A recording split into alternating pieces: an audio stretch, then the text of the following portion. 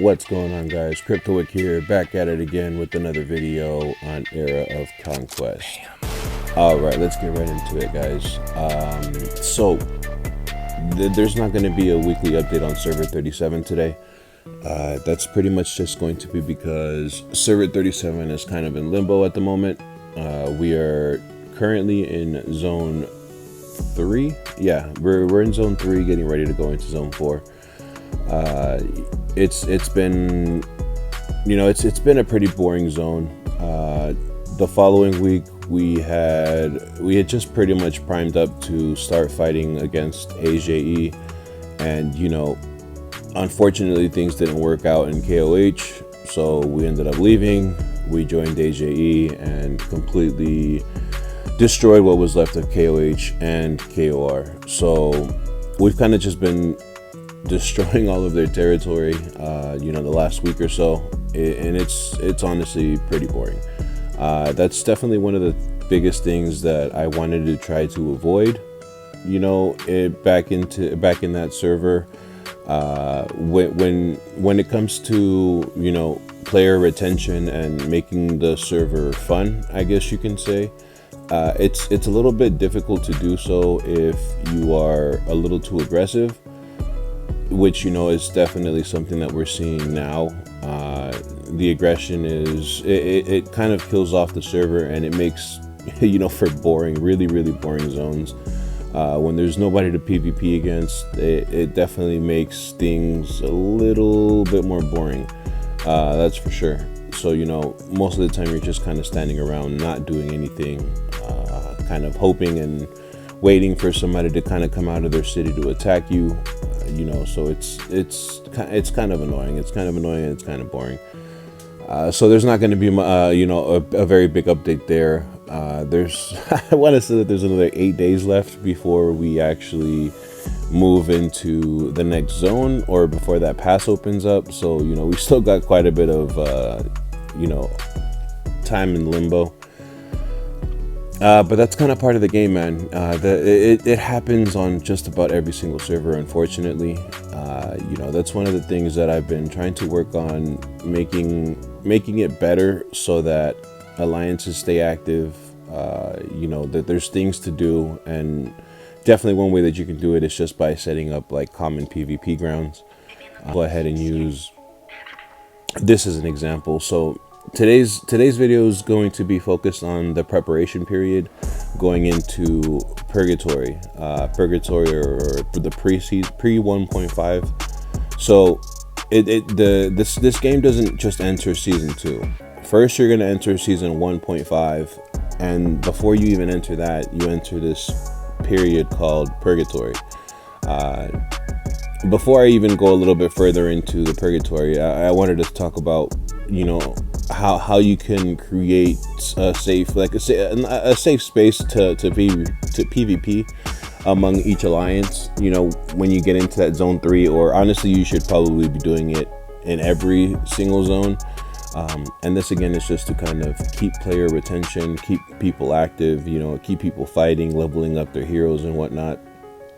But essentially what you could do is you see these like 4 squares here, for example. You can kind of come onto the map, whatever area you guys connect, and choose like, I don't know, 4, 8, 10 tiles that you guys can continuously go back and forth on. And let's say one team pushes the other too far, then you let them reset and you let them push back.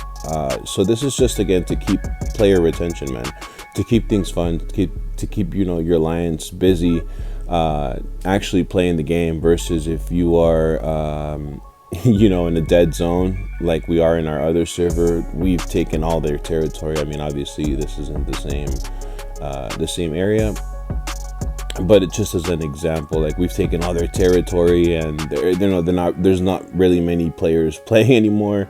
The merits that we're getting is slim to none. So that it affects everybody. It affects everybody because it makes the server kind of boring to play on, and no one is leveling up their heroes. So a lot of people do tend to quit between these passages. Sometimes I feel like maybe, I don't know if there's a way that the game can make that a little better. I'm not sure, but I think it's probably just player based. It's an issue that players can fix themselves by simply not being too aggressive. Anyway, that's going to be that on server 37. Now, let me go ahead and get into this preparation zone. I've done this a couple of times, but I haven't really ever sat down and actually seen what the point or the purpose of this was, simply because there isn't much point or purpose to it. One of the things that you can definitely do, you see this over here, Golden Freedom. So let's go ahead and click on that first. One of the things that you can do in this zone, and this is kind of why a lot of alliances start posting all of their recruiting messages, is if you don't like the alliance that you're in season 1, or if you're an English speaker and you're in a Chinese alliance and you want to look for an English speaking alliance, then you can come in here during the preparation phase and start scoping out other alliances, so that when you enter 1.5 you can enter with them. One of the things that you do in this Golden Freedom is right here, you can see select domain. So you want to make sure that everybody in your alliance, if you guys want to stay together, you guys come in here and you guys choose the right domain, or else you will be placed into another region by yourself without your alliance. I do not know if there's a way to fix that. Once it happens, you might have to wait until the next season to do this again. I'm not 100% sure. So definitely make sure that you prepare for this. Choose the region that you want to go into. I would suggest to choose the region you want to go into prior, so that your members know, or as soon as you get here, make that call. Okay guys, we're going to Rosewoods or Crescent or wherever it is that you guys want to go, and make sure that all your members select the region. I definitely have heard in the cross server that people going into this area, sometimes either they don't choose it or they don't choose the right one, and they end up by themselves. They don't end up with their alliance anymore. So that could definitely be a problem, especially if you enjoy playing with the people that you play with. And here you can kind of come in, read some of the stuff that's in here. I'm not gonna really go over much of this, but this kind of goes over what the purpose of this is, kind of like I just did. So characters in the same alliance at the registration cutoff are guaranteed to be assigned to the same campaign server. Changing or leaving the alliance after cutoff cannot change the allocation. So again, when you make that choice on where you want to go, then that's that. You can't go back. And they also do introduce the tavern heroes. I'm not going to really go too far into the tavern heroes, just simply because we don't have them yet here. That literally starts off once you get into 1.5, and I believe that they unlock when you hit Civic Center level 8 or 10 or 12. I have no idea which one, but they unlock pretty early. As soon as this account goes into that season 1.5, I will definitely be making a video on the tavern heroes and kind of further expanding on that.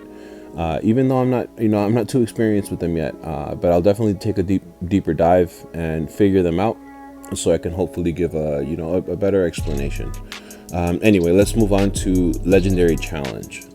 So here, this I have not yet seen exactly what it is, and I'm not sure if this is more so for season 2 or when this actually begins. But I kind of went in through the rules a little bit, and it sounds like it's going to be, I don't know if you've ever played Rise of Kingdoms, but it sounds like that Osiris event that kind of goes on. So or maybe it's something different, but here the battle procedure. Battle starts. Participating players can maneuver their troops by deploying them from their camp to join the battle. It looks like you have to attack turrets, attack a fortress, then monuments open, sacred seals will begin to open, and that's that. So you start off at your camp. I'm assuming you're going to go in and attack these turrets, and then attack the fortresses, monuments, etc., and then you get points. So here are all the different points that you get, for participating in the event. And then here, the cool thing about this is that I'm pretty sure that you can join like random teams, so that you can create your own team or join a team, right? And these teams can be, I want to say that you can gather people from other servers to join them, because you can join the team,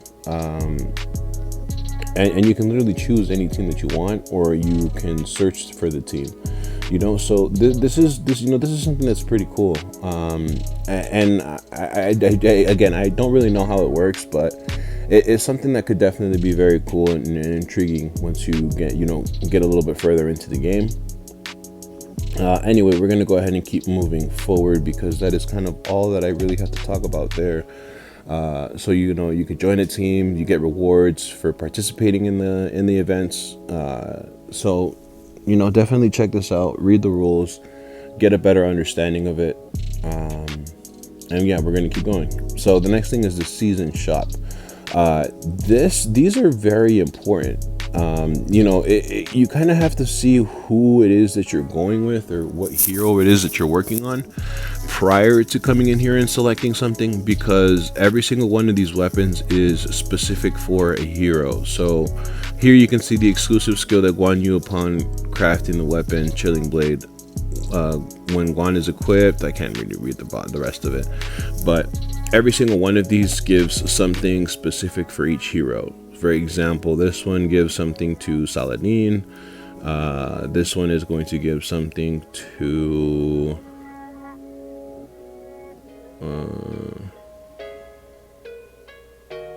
this is going to be for Peter, Cleopatra. You can kind of read through them and see what's for who. I'm probably going to end up just choosing this one, but it's for Alexander the Great. He's the hero that I do have, and I want to say that he's in my main team at the moment.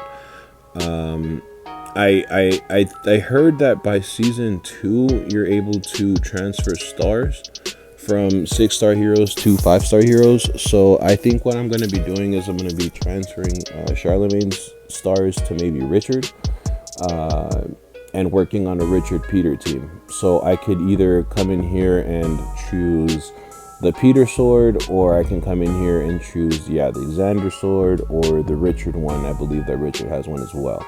Richard and Hannibal each have one as well. But you got to make sure you choose wisely, because you can only choose one. So whatever you're going to be choosing, make sure that that's going to be somebody you're going to be maining. This is another part in here, and it looks like you can only choose one as well. So yeah, definitely make sure that you choose the right thing, or choose the thing that you need. And for these gems and stuff, I want to say that you can come in here into the forge. Yeah, you can come in here into the forge, and then you can kind of see what you might be missing. I haven't really paid too much attention to these things, I'm not gonna lie. The equipment, I'm sure that they're gonna be a lot more important as you progress through the game, because there's certain stats and whatnot that you do get from using some of these things. I believe that the stats do kind of come into play when you get into the orange equipment. I don't think it's so, it's probably not too much prior to that. Okay, so here you can see, you can read this on your own, but some of these things have different stats that you get, for getting those weapons. So let's see, right here we're missing an exceptional mineral, so we're gonna go ahead and just buy it and see if I can buy. Okay, cool. So it looks like you can buy one of every single one of these, so I'm just gonna go ahead and do that. Oh, and then you can buy multiples of these. Cool. So make sure that you spend all your points, or else they do think that it clearly does say that you will lose them if you don't use them. So take advantage of it. Okay, so look, see, a hero gear bundle. That's pretty cool. If you spend money, I definitely would get it, just because again, of those extra attributes that you do get for purchasing them.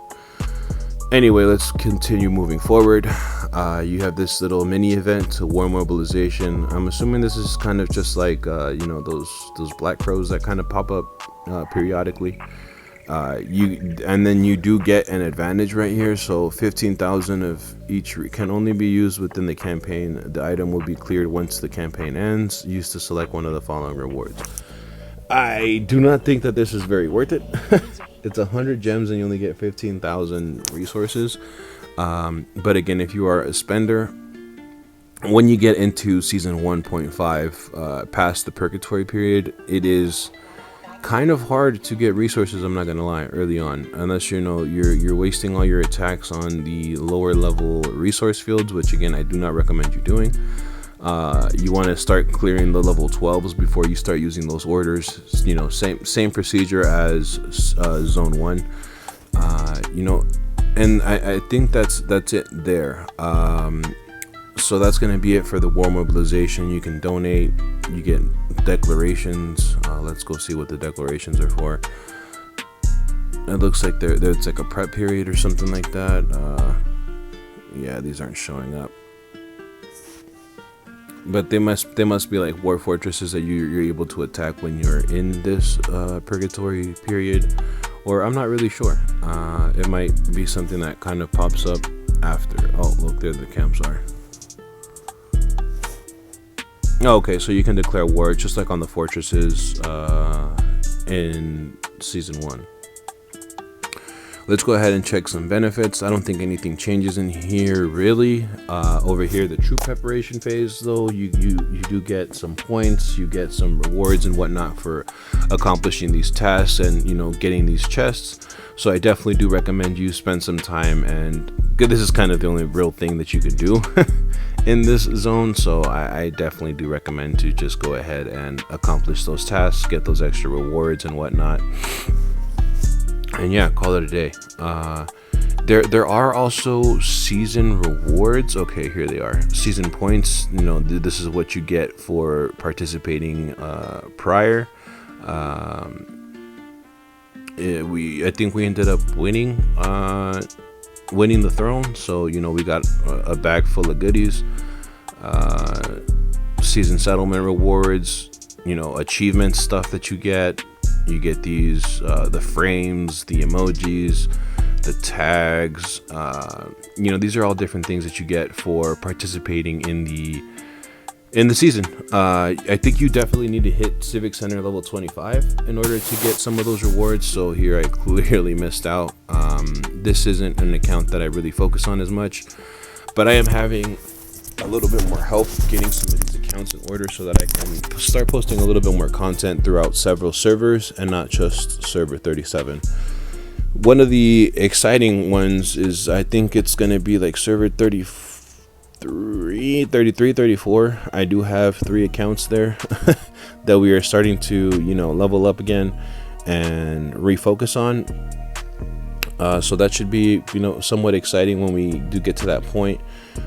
Here I don't even have enough summonings to unlock the Astral Shop, which is kind of disappointing, I'm not gonna lie. So we're just gonna go ahead and do these 10s just for the fun of it. And I think that is going to be it for the video, guys. I covered what I see in this purgatory period. There's not really too much to do. It is kind of a boring time period. I want to say that it lasts about 4 days. It might last a little longer. I'm not 100% sure. One last thing I do want to hit on is the heroes that you should be using, but combination of heroes that you can use early on. And I want to say that this might be the best combination of heroes early on. It's an early burn team. I want to say that you only get 14 leadership points. So having Oda, Pericles, and El Cid might be one of the best lineups early on. I'm not going to lie. As you start leveling up this, your leadership, then you can probably swap. I want to swap in Mary over El Cid. And you'll have a pretty decent PvE team, and you'll be able to take on some of those sorry, excuse me. Whew. Some of those level 12 resource nodes. early on, and you'll get that advantage as well. So I definitely do recommend throwing some heads in on Pericles. A lot of people tend to hate on him, and honestly I think Pericles is a pretty sick hero. So I definitely do recommend using him. I do recommend using him early on, again, to unlock or to be able to take on some of those early resource fields, and to kind of counteract some of the the struggles that you're going to face with the leadership points. And once you get into that season 1.5, you'll definitely see what I'm talking about. It's it's kind of hard leveling up that leadership right away. So definitely take that into account.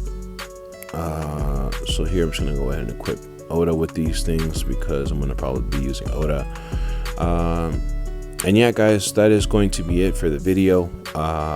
Next week I will definitely be going over my Oda that I just got on server 37, and I'm not gonna lie, he makes a huge difference in the damage output that I am doing over there. The only thing I'm missing, honestly, is Black Knight's Folly, and I can't remember the other skill, King of War. I'm missing those two skills, and I think with those two skills I will be absolutely destroying people in that zone 4. Anyway, guys, that is going to be it for the video. I do hope that you guys enjoyed, and I hope that you guys tune in next time. Let's go ahead and use code, we're gonna use code Mr. Blobby, BLOBBY, Mr. Blobby. Yeah, man, my man Mr. Blobby over on server 37, he's been following me along for a little while. I want to say that we started off in 34 or 33, one of those two servers, and he's jumped with me a couple of times. We're currently on server 37, and now my man is helping me manage some of these accounts a little bit better than Tiny Tech is. Tiny Tech is not taking this serious, or I don't know what his problem is, but he's about to get fired. No, I'm just kidding. Tiny Tech has done an amazing job, an amazing job for a 12-year-old anyway. Anyway, guys, that's going to be it for the video. Check out our Discord if you haven't. Don't forget to hit that like and subscribe. Also, leave a comment, and don't forget to comment Mr. Blobby is awesome, or is amazing, or whatever it is the code is. Just Mr. Blobby. All right, guys, have a good one. Peace.